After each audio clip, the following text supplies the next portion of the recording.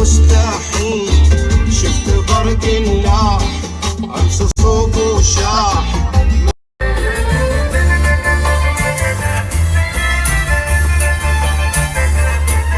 جايز هواي منكم سألتوني الأسد حيبقى يمك أخذتيه؟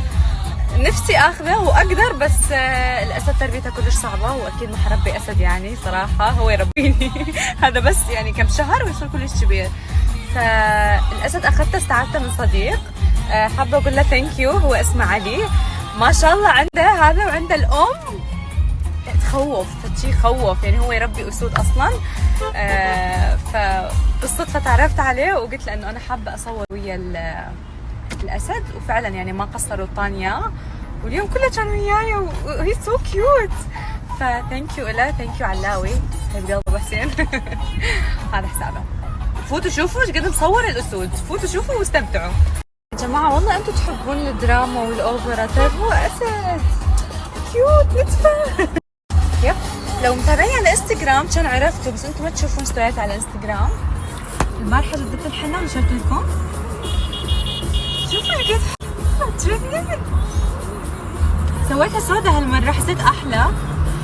هاي الإيد كلش عجبتني، هاي هم حلوة، بس هاي أوه ماي جاد. شوفوا هيك سويت ورد. أحب الحنة، أي لاف حنة.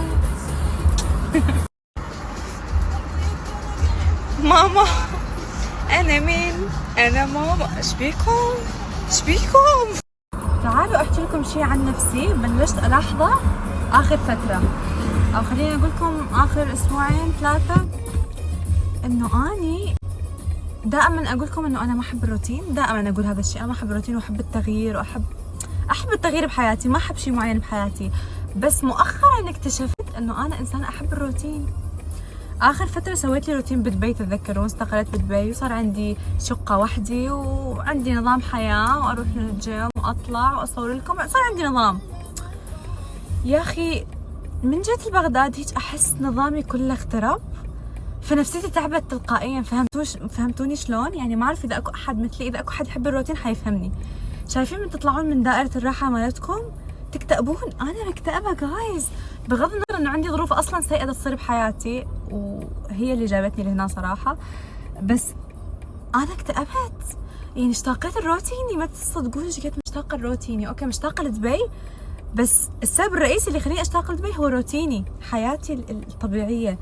فانا اكتشفت انه انا احب الاستقرار وابحث عن الاستقرار واحب الروتين. يعني كنت كلش اتونس كل يوم اقعد نفس الوقت، اروح للجيم، اصور لكم كم ستوري، اطلع اشرب قهوه، اشوف صديقتي. يعني هذا روتين كلش احبه.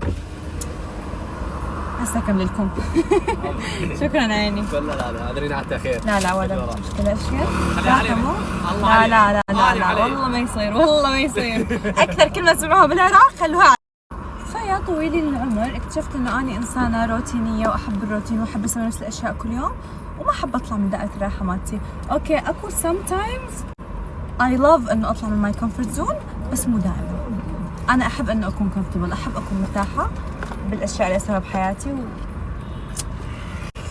بس حبيت افضفض لكم لانه جد يعني الموضوع ده تعبني نفسيا، وهو يعني يمكن ما يستاهل، بس انا تعبني نفسيا، فقلت لازم اقول لكم واشوف اذا اكو احد مثلي يحب الروتين ولما يطلع عن روتينه يضوج.